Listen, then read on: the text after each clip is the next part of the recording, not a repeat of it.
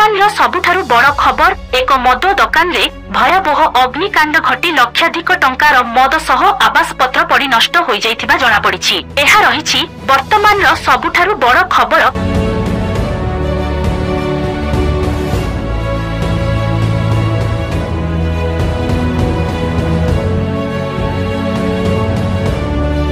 घटना घटी केन्दुझर जिला जोड़ा थाना एसबीआई छक निकटरे थिबा विदेशी मद दुकान रे भयावह अग्निकांड। आज सकाळु एही दुकान रे धुआं उठुथिबा देखि लोके दुकानी को खबर देइथिले परे अग्निशम विभाग को खबर दिया जाइथिला। शॉर्ट सर्किट पई अग्निकांड घटिथिबा अनुमान करा जाउछि। अग्निकांड रे लक्षाधिक टंकार मद जळी नष्ट हेइथिबा बेले खबर पई घटनास्थल रे पुलिस मध्य पहुंचिछि।